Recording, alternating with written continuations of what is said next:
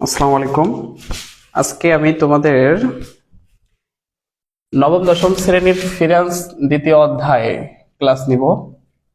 দেখো, ফিনান্স হচ্ছে দ্বিতীয় অধ্যায়। অধ্যায়ের নাম কি? অধ্যায়ের নাম হচ্ছে অর্থায়নের উৎস। অ- অধ্যায়ের নাম কি? অর্থায়নের উৎস।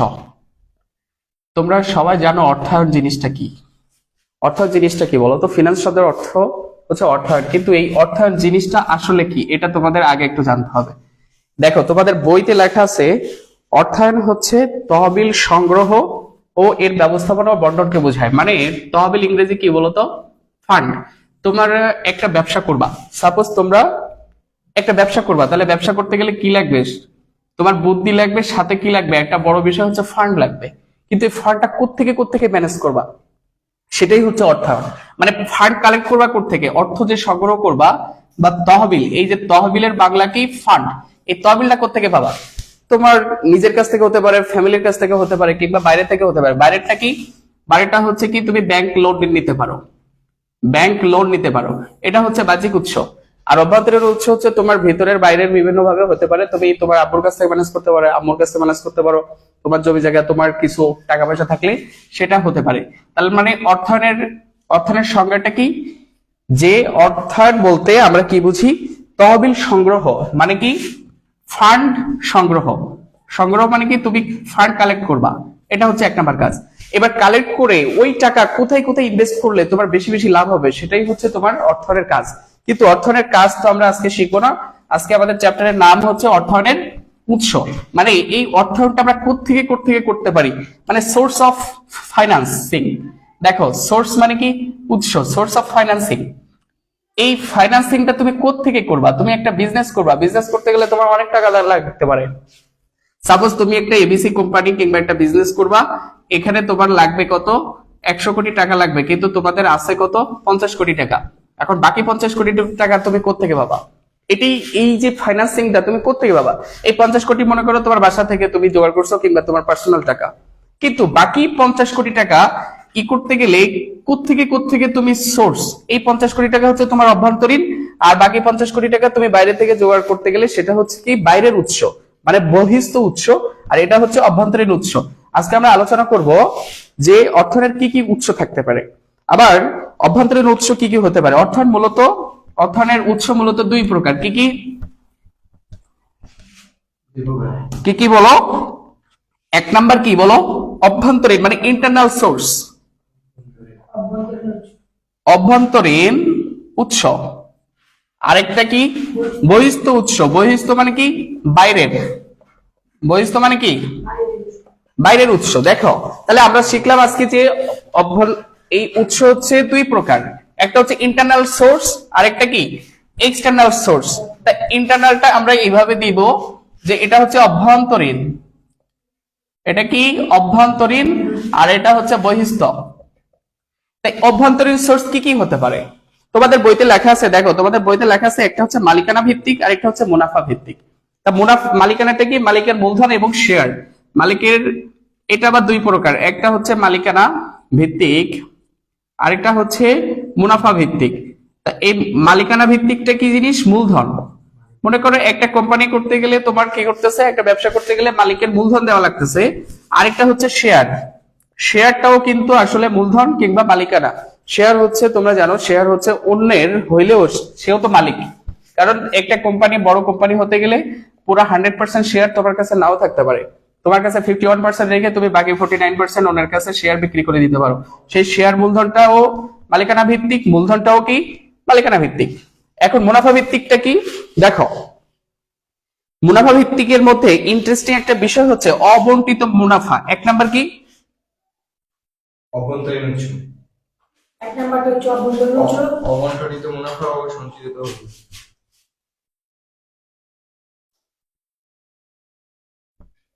দেখো, অবন্টিত মুনাফাটা আসলে কি একটু আজকে আমরা শিখবো।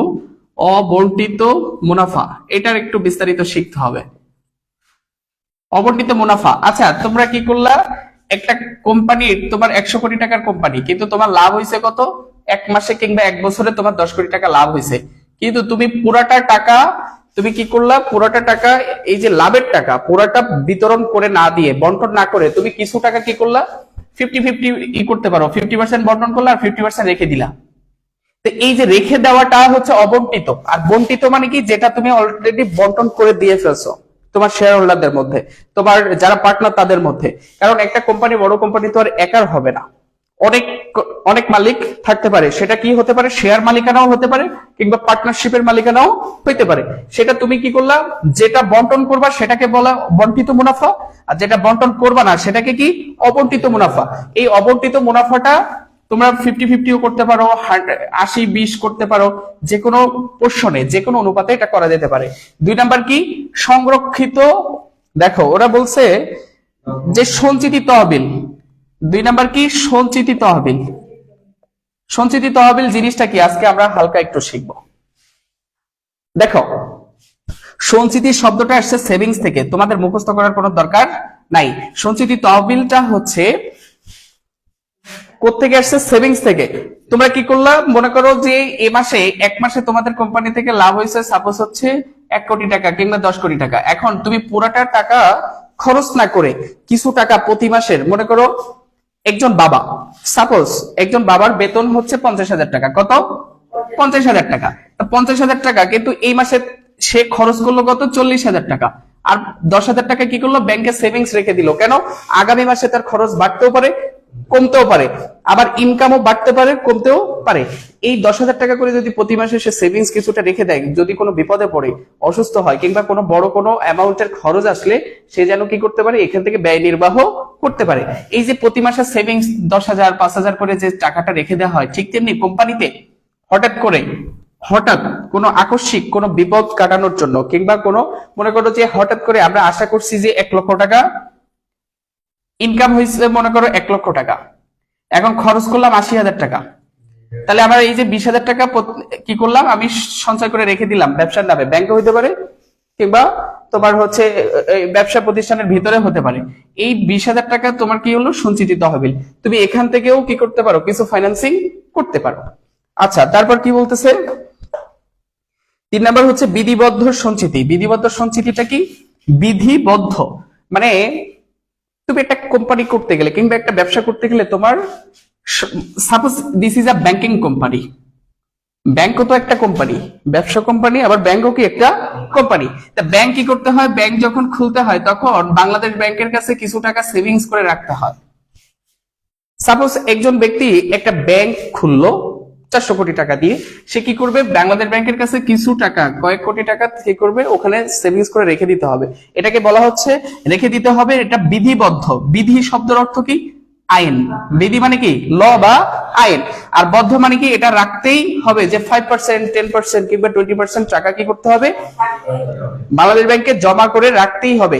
কারণ এই লোক, এই ব্যাংকালাররা যদি টাকা নিয়ে পালায়ও যায়, তখন কি করতে পারবে, এই যে মানে কাস্টমাররা কিংবা গ্রাহকরা, তাদেরকে যাতে এই বিধিবদ্ধ টাকা থেকে, বিধিবদ্ধ সঞ্চিতির টাকা থেকে কি করতে পারে, কিছু টাকা হইলেও অন্তত বন্টন করে দিতে পারে। এটা হচ্ছে বিধিবদ্ধ, এটা ইচ্ছা মতো না। এই সেভিংসটা তুমি করতেও পারো, নাও করতে পারো, কিন্তু এই বিধিবদ্ধ মানে কি, আইন দ্বারা সিদ্ধ। এই যে ল, বাংলাদেশ ব্যাংক মনে করো তোমাকে বললো যে 10% তোমাকে রাখতেই হবে, মানে 10% শুধু কি তোমাকে রাখতে হবে না, সবাইকে রাখতে হবে। সব ব্যাংকগুলোকে অবশ্যই 10%, 5%, 15% যেটা বাংলাদেশ ব্যাংক বলবে সেটাই তাকে রাখতে হবে। তোমরা এটা বুঝতে পারছো? তাহলে অভ্যন্তরীণ উৎস নিয়ে আমাদের আলোচনা মোটামুটি এখানে শেষ। কিন্তু এবার আসবো বহিস্থ উৎস নিয়ে। বহিস্থ মানে কি, বাইরের। এটা হচ্ছে তোমার টাকা লাগলে ভিতর থেকে, মানে নিজের কাছ থেকে ম্যানেজ করা। বহিস্থ মানে কি, বহিস্থ হচ্ছে বাইরে তুমি কোত্থেকে টাকা কালেকশন করতে পারো। 1 নাম্বার বলতেছে, যেটা খুবই কঠিন বিষয়, যদিও আমি গতকালকে আমার স্টুডেন্টদেরকে বুঝাইছিলাম। 1 নাম্বার, এখানে 3-4টা অপশন আছে। একটা হচ্ছে স্বল্প মেয়াদী, আরেকটা হচ্ছে মধ্যমেয়াদী, দীর্ঘমেয়াদী এবং প্রাতিষ্ঠানিক অপ্রাতিষ্ঠানিক, এরকম একটা বিষয় আছে। এটা আমি এক এক করে সিরিয়ালি তোমাদেরকে আলোচনা করব। স্বল্প মেয়াদীটা নিয়ে একটু আলোচনা করি আগে। স্বল্প মেয়াদীর মধ্যে আছে কি, 1 নাম্বার প্রাপ্য বিল বাট্টাকরণ। প্রাপ্য বিল, এই প্রাপ্য বিল বাট্টাকরণ জিনিসটা কি, বারটা মানে কি ডিসকাউন্ট, আর বারটাকরণ মানে কি ডিসকাউন্টিং। এখন প্রাপ্য বিল মানে কি বলতো, তোমার কাছ থেকে সাপোজ তোমার কাছ থেকে কেউ কি করলো 1 লক্ষ টাকার 1 লক্ষ টাকা কি করছে বাকিতে জিনিস, তুমি বাকিতে 1 লক্ষ টাকার কি জিনিস বিক্রি করছো, তাহলে তোমার জন্য এটা প্রাপ্য বিল। এবার সেই প্রাপ্য বিলের ডেট ছিল কি 1 বছর, কিন্তু এই যে 1 বছর কিংবা 1 লক্ষ কিংবা 10 লক্ষ টাকার বিল 1 বছর লেখা আছে কত, 1 বছর, কিন্তু তুমি চাইলেই তো 1 বছরের আগে 2 মাস পর 3 মাস পর টাকাটা তুমি ফেরত পাবা না। তখন কি করতে হবে, এই 1 লক্ষ টাকা প্রাপ্য বিল থাকলে তুমি ব্যাংকের কাছ থেকে যে কি করতে পারবা, এটা ডিসকাউন্টিং করে আনতে পারবা। তার মানে এই টাকাটা তুমি যদি ব্যাংকের কাছে যে যদি বলো যে স্যার আবার তো 10 লক্ষ টাকার একটা প্রাপ্য বিল আছে, এটা আপনি ভাঙায় দেন, তো তখন সে বললো যে 2% কিংবা 3% কিংবা 5% আপনি এটা করে নিয়ে যেতে পারবেন। তখন আমি 10 লাখ টাকা না পেলেও কি 9,80,000 9,50,000 টাকা অন্তত সাথে সাথে ইমিডিয়েট কোনো প্রবলেম হলে আমি ওটা ভাঙায় ডিসকাউন্টিং করে নিয়ে আসতে পারবো। 2 নাম্বারটা কি, 2 নাম্বার হচ্ছে প্রদেয় বিল। প্রদেয় বিলটা কি, তোমার প্রদেয় বিল মানে তোমার কাছে লোকে টাকা পাবে, এটার মাধ্যমেও কি করতে পারো তুমি কিছু টাকা কালেকশন করতে পারো। তারপর 3 নাম্বার হচ্ছে বলছে ব্যাংক জমাতিরিক্ত উত্তোলন, মানে কি তোমার ব্যাংকে টাকা আছে 1 লক্ষ টাকা, কিন্তু তুমি ব্যাংকের থেকে কি করলা 5 লক্ষ টাকা উত্তোলন করলা, এটাকে কি বলা হয়, 1 লক্ষ টাকা জমা থাকলে সেটাকে কি বলে, সম্পদ। কিন্তু 1 লক্ষ টাকা জমা আছে কিন্তু তুমি উত্তোলন করছো কত, 5 লক্ষ, তার মানে তোমার জমা আছে 1 লক্ষ, নিলা কত, 5 লক্ষ, 4 লক্ষ বেশি, এটাকে বলা হয় জমাতিরিক্ত মানে দায়। তুমি এভাবেও কি করতে পারো, ফান্ড কালেকশন, তার মানে তুমি ফান্ড এভাবেও কি টাকা জোগাড় করতে পারো, কারণ অনেক সময় ইনভেস্টমেন্টের জন্য তোমার কি করতে হতে পারে, জমার অতিরিক্ত উত্তোলন।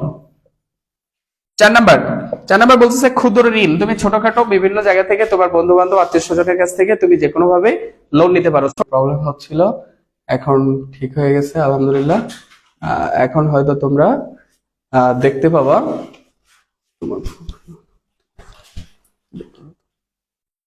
তোমার ওয়াইফাই জানো, নেট আছে, নেটে আমার বের হয়েছে।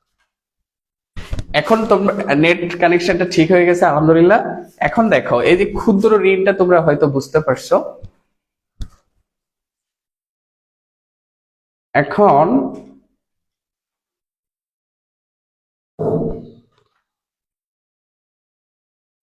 দেখো ক্ষুদ্র ঋণটাও আমরা বুঝে ফেললাম। এখন এর মধ্যে একটা প্রশ্ন, তোমরা যদি স্বল্প মেয়াদী যদি বুঝতে না পারো আমাকে বলতে হবে, কারণ স্বল্প মেয়াদীটা আমি একটু উপরে লিখি, অনেক সময় দেখা যাচ্ছে না। বহিঃস্থ থেকে স্বল্প মেয়াদী আমাদের শেষ। স্বল্প মেয়াদী বলতে কি, 1 বছরের কম সময়কে বোঝায়।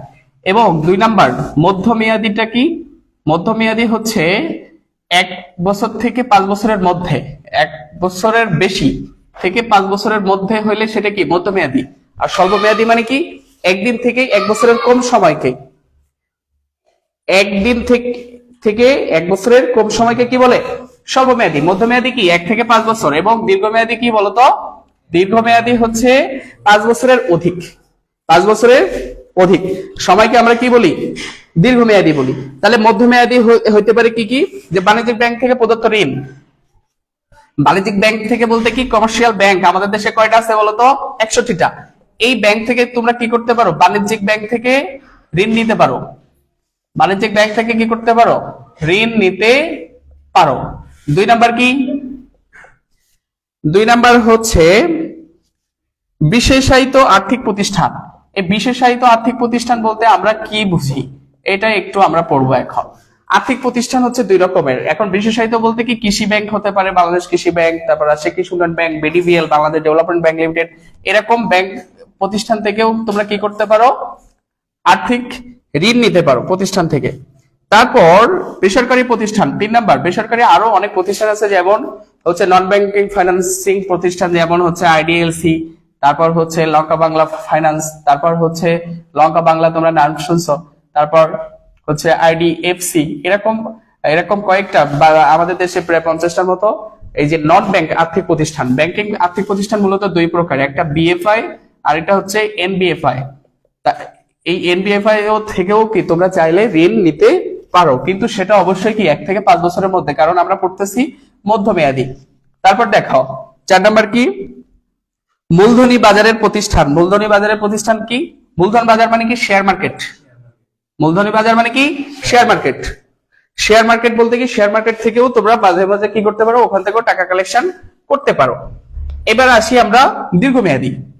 দেখো আমরা মধ্যমেয়াদী শিখলাম, এখন দীর্ঘমেয়াদী প্রতিষ্ঠান বলতে দীর্ঘমেয়াদী ঋণ তুমি কোত্থেকে নিতে পারো। দীর্ঘমেয়াদী 3 নাম্বার,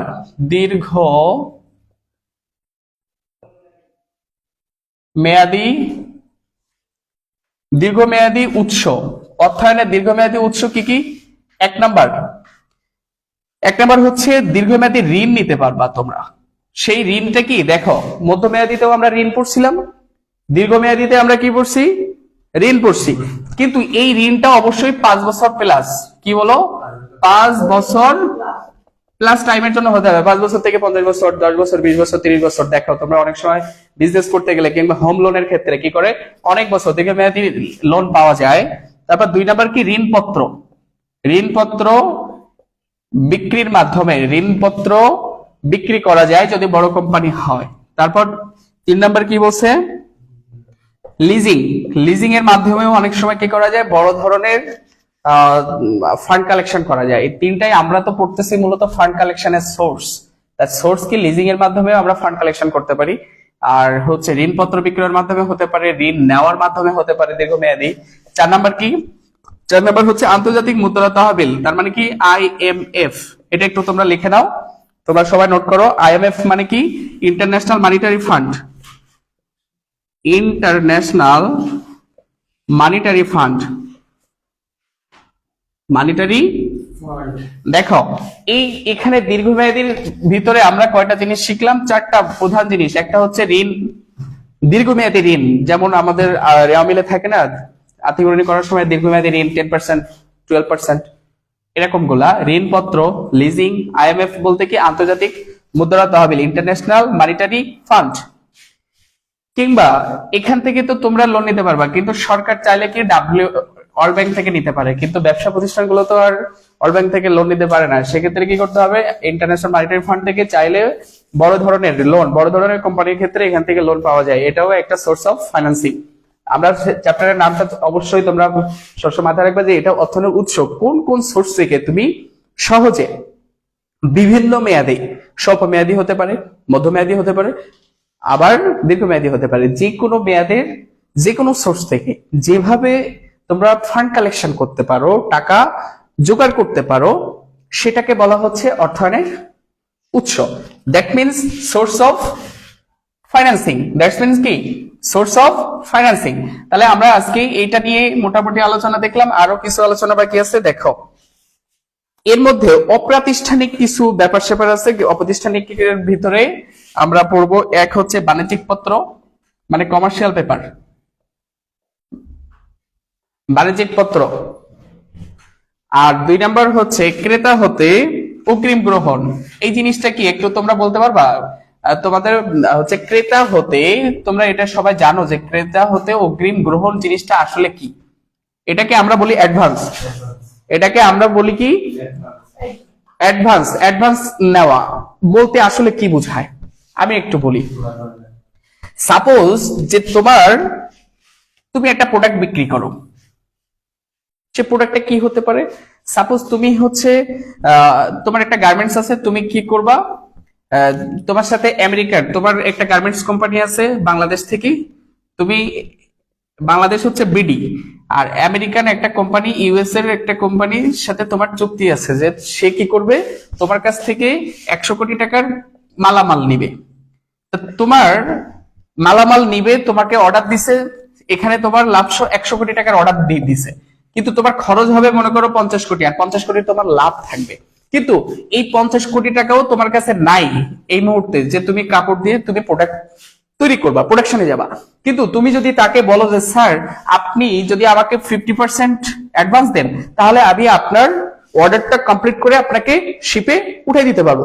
তখন কি করতে পারবা? তোমার যে এই যে ইনিশিয়াল যে 50 কোটি টাকা লাগবে প্রোডাকশনে যেতে গেলে, কিংবা 20 কোটি, 30 কোটি, 40 কোটি, 50 কোটি, সেই টাকাটা তুমি ক্রেতার কাছ থেকেই, তোমাকে লোন না নিয়ে, লোন নিতে গেলে কি অনেক সুদ দিতে হচ্ছে, ইন্টারেস্ট দিতে হচ্ছে, সেক্ষেত্রে তুমি লোন না নিয়ে ক্রেতাকে যদি কনভিন্স করতে পারো, কাস্টমারকে, যে আপনি অন্তত 50% আমাকে অ্যাডভান্স করেন, আমি আপনাকে বাকি টাকা আপনি শিপিং এর পরে দিবেন, আমি যখন আপনার প্রোডাক্টটা কি করব, শিপে পাঠাই দিব, শিপে উঠাই দিব, তারপর আপনি বাকি 50% আমাকে দিবেন। এভাবে ক্রেতার হতে, মানে ক্রেতা হতে কাস্টমারের কাছ থেকে অগ্রিম গ্রহণ করার মাধ্যমেও কি করা যায়, অর্থায়নের মানে টাকা কালেকশন করা যায়, তহবিল সংগ্রহ করা যায়। আমরা আজকে কিছু শব্দ শিখতেছি।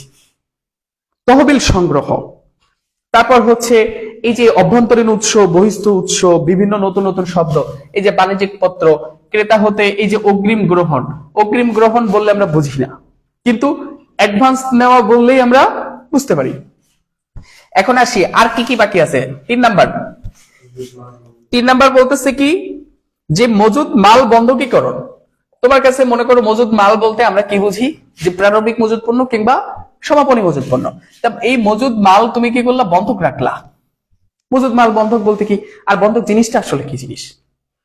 হঠাৎ করে সাপোজ তুমি কি করলা, তোমার হঠাৎ করে আজকের মধ্যে 10 লক্ষ টাকা দরকার, কিন্তু তোমার কাছে কিছু নাই, কিন্তু তোমার জমির দলিল আছে, কিংবা তোমার একটা ফ্ল্যাট আছে 1 কোটি টাকার, কিংবা তোমার একটা সম্পত্তি আছে, তোমার কি আছে, লাগবে কত, 1 লক্ষ টাকা, কিন্তু তোমার কাছে 5 লক্ষ টাকার স্বর্ণ আছে। তুমি কি করলা, 5 লক্ষ টাকার স্বর্ণ একজনের কাছে বন্ধক রেখে 1 মাসের জন্য তুমি 1 লক্ষ টাকা নিলা। 1 মাস পরে তুমি তাকে হালকা কিছু লাভ দিয়ে তুমি কি করলা, টাকাটা তুমি ফেরত দিলা, আর সেও তোমার 5 লক্ষ টাকার স্বর্ণ ফেরত দিল। এইভাবে কি করা যেতে পারে, এই টাকা কালেকশন করা যেতে পারে, ফান্ড কালেকশন করা যেতে পারে। তারপর লাস্ট ওয়ান হচ্ছে গ্রাম্য মহাজন, অপ্রাতিষ্ঠানিক। গ্রাম্য মহাজনের তো আর ব্যাংক নাই, অফিস নাই, কিন্তু গ্রাম্য মহাজন যারা সুদের ব্যবসা করত, এই যে কি বলবো, ইতিহাসের শুরু থেকে যারা কি করত, এই যে ব্যাংক শব্দটা আসছে তো এখান থেকে, ব্যাংক শব্দটা আসছে এই এক সময় রোমান সাম্রাজ্যের কিংবা ইউরোপের কান্ট্রিগুলোতে কি হতো, নদীর তীরে বসে, নদীর মানে কি রিভার, আর নদীর তীর ইংরেজি কি ব্যাংক। এই নদীর তীরে বসে কিছু গ্রাম্য মহাজন বা মালিকরা যাদের কাছে টাকা থাকতো, তারা একটা কি করতো, একটা ফ্রি বা ই করে সেখানে টাকা মানুষকে লোন দিত এবং লোন রাখতো। যার বাসায় লকার নাই সে কি করতো, তার কাছে এসে টাকা জমা করে রেখে যেত, আর যার টাকা নাই সে এসে টাকা সুদে নিয়ে চলে যেত। এই যে ব্যাংকের পাশ থেকে, ব্যাংক মানে কি, ব্যাংক শব্দটা আসছে মূলত এই যে নদীর তীর থেকে। তোমরা ব্যাংক শব্দটা কোত্থেকে আসছে মনে রাখবা, গ্রাম্য মহাজনরা এক সময় এইভাবে টাকা মানুষকে ধার দিত এবং মানুষরাও তার কাছে কি জমা রাখতো, যেটা আজকাল নতুন ব্যাংক। কারণ ব্যাংকের কাছে মানুষ টাকা জমাও রেখে যায়, আবার ব্যাংকের কাছ থেকে মানুষকে লোন নিতে যায়।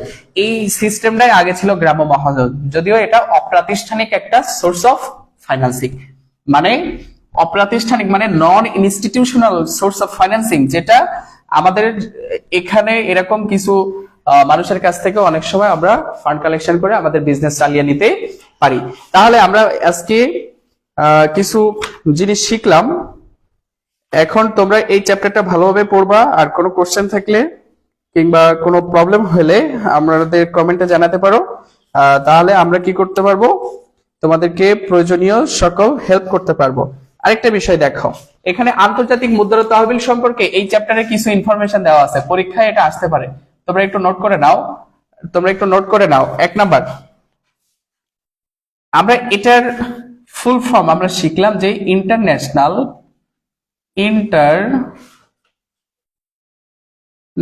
Monetary fund, IMF। আরেকটা বিষয় হচ্ছে এটার বর্তমান সদস্য সংখ্যা দেওয়া আছে 24 পৃষ্ঠায়, সেটা হচ্ছে মেম্বার সদস্য কতজন, 189 জন। তোমাদের পরীক্ষা কিন্তু আসতে পারে।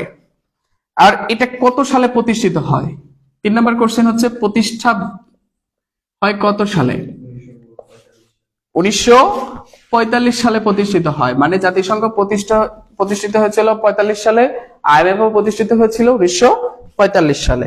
তাহলে এটার সম্পর্কে আরেকটা প্রশ্ন আসতে পারে, এটা কি দেশীয় অর্থনৈতিক সংস্থা না আন্তর্জাতিক অর্থনৈতিক সংস্থা?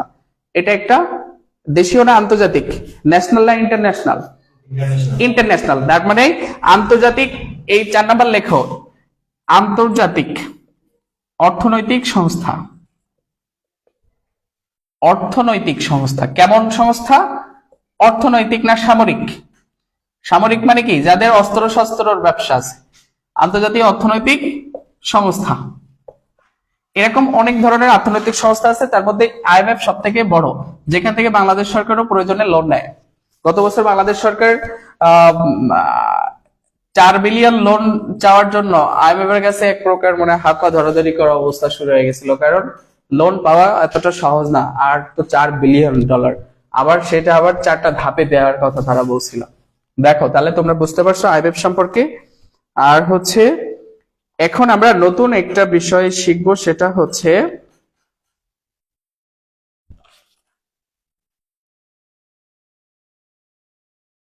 যে উৎস নির্বাচনের ক্ষেত্রে কি কি বিষয় আমাদের বিবেচনা করা উচিত। তোমরা একটু নোট করবা, নতুন একটা টপিক, সেটা হচ্ছে বিবেচ্য বিষয়টা কি। বিবেচ্য বিষয় মানে কি? দেখো, প্রত্যেকটা জিনিস করার সময়, কোনো একটা কাজ করার সময় কিছু বিষয় কি করতে হয়? বিবেচনা করতে হয়। তা আজকে আমরা শিখবো যে উৎস নির্বাচনে, উৎস নির্বাচন করার ক্ষেত্রে, উৎস মানে কিসের উৎস? কোত্থেকে আমরা টাকা কালেকশন করব। যেই টাকা দিক আমরা কি সেখান থেকে টাকা কালেকশন করব। মনে করো একজন তোমাকে 12% লোন দিচ্ছে, আর একজন দিচ্ছে 5%, আর একজন দিচ্ছে 7%। তুমি কোনটা থেকে লোন নিবা? 5%। এরকম বিভিন্ন বিষয় আছে, সে কি কি বিষয় বিবেচনা করে আমরা লোন নিব। আমরা যেই লোন দেখ, যদি আমাদের 20% লোন দিতে চায়, আমরা কি সেখান থেকে নিব? যেটা কম দিবে সেখান থেকে নিব, যেটা আমাদের জন্য সহজ হবে সেখান থেকে নিব। আবার আমার লোন দরকার 1 মাসের জন্য, আমি তো 1 বছরের জন্য লোন নিব না। আবার আমার লোন দরকার 1 বছরের জন্য, তখন তো আমি 10 বছরের জন্য লোন নিব না। তার মানে তোমাদের কিছু কিছু বিষয় বিবেচনা করতে হবে। তার মানে তোমার এখানে উৎস নির্বাচনে বিবেচ্য বিষয়,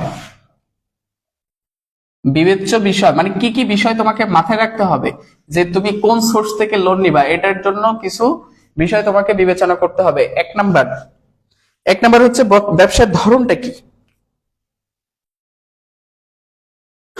দেখো, ব্যবসার ধরন বলতে কি বুঝাই আমরা?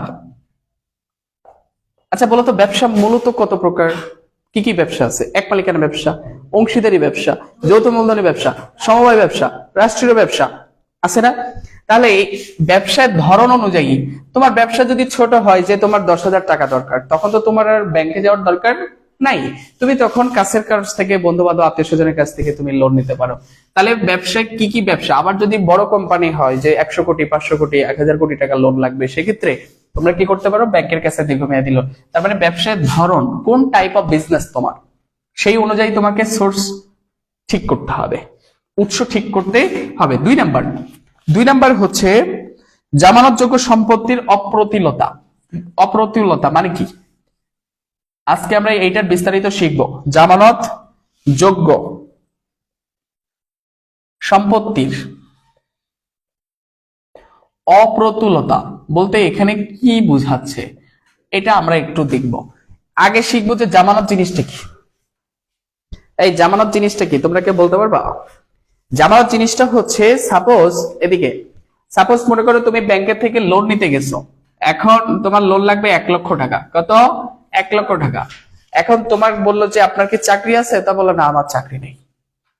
চাকরি থাকলে কি তোমাকে চেক নিত, এখন আমার চাকরি নাই। তাহলে কি আপনার কি কোনো জমি জায়গা, কোনো সম্পত্তি আছে, সোনা দানা আছে, সেগুলো জামানত হিসেবে রাখলে সে কি করবে? লোন দিবে। এটাকে আমরা জামানত। তাহলে এই সম্পত্তির অপ্রতুলতা জিনিসটা মাথায় রাখতে হবে। 3 নাম্বার হচ্ছে অর্থায়নের প্রয়োজনের ধরন। অর্থায়নের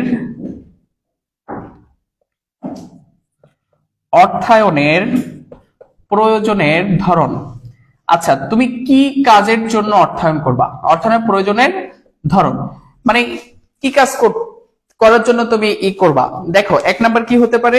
এখানে বলছে যে প্রতিষ্ঠান যদি মূল্যবান যন্ত্রপাতি কিনতে চায়, 10 কোটি 100 কোটি টাকার, কিংবা জমি জমা কিনতে চায়, কিংবা অফিস সরঞ্জাম কিনতে চায়, দালান কোঠা কিনতে চায়, তখন একরকম সোর্স ঠিক করতে হবে। তখন তোমাকে দীর্ঘমেয়াদী সোর্স ঠিক করতে হবে। আর যদি অল্প অ্যামাউন্টের হয়, অল্প পরিমাণের, তাহলে তোমাকে স্বল্প মেয়াদী উৎস ঠিক করতে হবে। যদি মাঝামাঝি ধরনের হয়, তাহলে তোমাকে মধ্যমেয়াদী উৎস ঠিক করতে হবে। তারপর 4 নাম্বার কি বলছে? তহবিল উৎসের খরচ। তার মানে কি? এই যে তহবিল যে উৎস, এই যে উৎসগুলো আমরা ঠিক করব। তহবিল উৎসের খরচ বলতে আমরা কি বুঝাই, আমরা এটাও একটু দেখব যে এটা বলতে তোমাদের বইতে কি বোঝাচ্ছে, আর তোমরা পরীক্ষায় তো এটা বিস্তারিত লিখতে হবে। সেক্ষেত্রে তহবিল উৎসের খরচ বলতে কি, কোথাও হচ্ছে 12%, কোথাও 5%, কোথাও 7%। এই যে খরচও নেই, যে তোমার যেখানে খরচ বেশি সেখানে তোমার যাওয়ার দরকার নাই, এই বিষয়টা অবশ্যই বিবেচনা করতে হবে। যেখানে অল্প খরচে তুমি বেশি টাকা লোন পাবা, তোমার প্রয়োজনীয় সময়ের জন্য প্রয়োজনীয় অর্থ অতি অল্প খরচে তুমি সেখান থেকে কি করবা, উৎস সিলেক্ট করবা। তাহলে আমাদের এই 4টা বিষয়। আরেকটা বিষয় 5 নাম্বার হচ্ছে তহবিল উৎসের ঝুঁকিটা কি। ঝুঁকি জিনিসটা কি আমরা একটু বুঝবো, যে ঝুঁকি যেখানে কম সেখানে যাবা, না ঝুঁকি বেশি হলে সেখানে যাবা? ঝুঁকি যেখানে কম আমরা সেখান থেকে ফান্ড কালেকশন করার চেষ্টা করব। যেমন এখানে বলছে যদি কোনো প্রতিষ্ঠান জামানতযোগ্য ঋণ গ্রহণ করে তবে ঋণদাতা প্রতিষ্ঠানের কাছে সম্পত্তি জামানত হিসাবে রাখতে হয়। নির্দিষ্ট সময়ের মধ্যে ঋণ পরিশোধ না করলে প্রতিষ্ঠানটি জামানতকৃত সম্পত্তি কি বিক্রয় করতে বাধ্য হবে। সাপোজ তুমি কি করলা, 5 লক্ষ টাকার স্বর্ণ রেখে, স্বর্ণ মানে কি সোনাদানা, গোল্ড রেখে তুমি 1 লক্ষ টাকা লোন নিলা, কিন্তু তুমি 1 বছরের মধ্যে নির্দিষ্ট সময়ের মধ্যে তুমি শোধ করতে পারো নাই, ফেরত দিতে পারো নাই, তখন কি করতে হবে? তখন ওরা যদি এটা সেল করে দেয়, এই 5 লক্ষ টাকার স্বর্ণ সেল করে দিয়ে তোমার লস হয়ে যাবে, এরকম কোনো ঝুঁকি আছে কিনা এটাও তোমাকে বিবেচনা করে অবশ্যই তোমাকে লোন নিতে হবে। তাহলে আমরা এই চ্যাপ্টারটা সম্পূর্ণ আমরা বোঝার চেষ্টা করলাম। এখন দেখো, তোমাদের কোনো প্রশ্ন থাকলে তোমরা কমেন্ট সেকশনে জানাবা, আর কোন চ্যাপ্টারের জন্য ক্লাস আগে লাগবে সেটা আমাকে বলবা, যে স্যার এই চ্যাপ্টারটা আগে লাগবে, এই চ্যাপ্টারটা পরে হলে হবে। আর ম্যাথমেটিক্যাল কোন টপিকের, যেমন ম্যাথমেটিক্যাল তোমাদের কিছু চ্যাপ্টার আছে। 1 নাম্বার তো তোমরা অর্থের সময় বললো, 2 নাম্বার হচ্ছে ঝুঁকির চ্যাপ্টার আছে, 3 নাম্বার মূলধন ব্যয়ের একটা চ্যাপ্টার আছে, আরেকটা চ্যাপ্টার হচ্ছে মূলধন আয় ব্যয় প্রাক্কলন। এই যে 4টা প্রধানত ম্যাথের চ্যাপ্টার, এই ম্যাথের চ্যাপ্টার নিয়ে আমরা ক্লাস শুরু করে দিব খুব শীঘ্রই। তোমরা কোন চ্যাপ্টারটা আগে লাগবে আমাকে জানাবা। যারা এসএসসি ক্যান্ডিডেট তারাও তোমরা কোনো চ্যাপ্টারে প্রবলেম থাকলে আমাকে জানাবা। যারা ক্লাস 9-এ উঠছো নতুন কমার্সের, তাদের জন্য এটা খুব দারুণ একটা ক্লাস হবে। কারণ হচ্ছে তোমরা প্রথম চ্যাপ্টার, অনেক স্কুলে এখন প্রথম চ্যাপ্টার চলতেছে কিংবা শেষ হয়েছে, দ্বিতীয় চ্যাপ্টার চলতেছে। আবার যারা ক্লাস 10-এ নতুন তারাও নতুন, ক্লাস 9-ও নতুন, মানে ক্লাস 9 এবং নবম দশম 2টা শ্রেণীর তোমরা সবাই নতুন। কিন্তু যারা শুধুমাত্র এসএসসি দিতে যাবা তাদের জন্য এটা দারুণ একটা ক্লাস হবে আশা করতেছি। এদের জন্য অনেক গুরুত্বপূর্ণ ক্লাস এদের জন্য, আর এটা হচ্ছে রিভিশনের জন্য। আর যারা কলেজে উঠছো তাদের জন্য রেগুলার ক্লাস হবে সামনে। আস্তে আস্তে রেগুলার ক্লাস আমি তোমাদেরকে জানিয়ে দিব যে কখন ক্লাস হবে, কয়টার সময় ক্লাস হবে। আজকে এই পর্যন্ত। এখানে একটা প্রশ্নের উত্তর শেষ করে তারপর আমি যাব, সেটা হচ্ছে 1 নাম্বার একটা প্রশ্ন, যে মধ্যমেয়াদী অর্থ সংস্থানের উৎস কোনটি। এখানে একটা এমসিকিউ আছে, অপশন দিছে ক্ষুদ্র ঋণ। মধ্যমেয়াদীর মধ্যে ক্ষুদ্র ঋণ, বিশেষায়িত আর্থিক প্রতিষ্ঠান, ক্রেতা থেকে অগ্রিম গ্রহণ, না প্রাপ্য বিল বাট্টাকরণ। এটা তোমরা একটু দেখবা যে কোনটা। দেখো মধ্যমেয়াদীর ভিতরে কি আছে, বিশেষায়িত আর্থিক প্রতিষ্ঠান, তাহলে তোমার answer will be number B, বিশেষায়িত আর্থিক প্রতিষ্ঠান। তার মানে কোনটা কোন প্রতিষ্ঠানের, ক্ষুদ্র ঋণ স্বল্পমেয়াদী, বিশেষায়িত আর্থিক প্রতিষ্ঠান মধ্যমেয়াদী, ক্রেতা থেকে অগ্রিম গ্রহণ এটা স্বল্পমেয়াদী, প্রাপ্য বিল বাট্টাকরণ এটাও স্বল্পমেয়াদী। তার মানে তোমার উত্তর হবে বিশেষায়িত আর্থিক প্রতিষ্ঠান। আজকে এই পর্যন্ত, তোমরা পরবর্তী ক্লাসে তোমাদের সাথে দেখা হবে আবারও। আল্লাহ হাফেজ।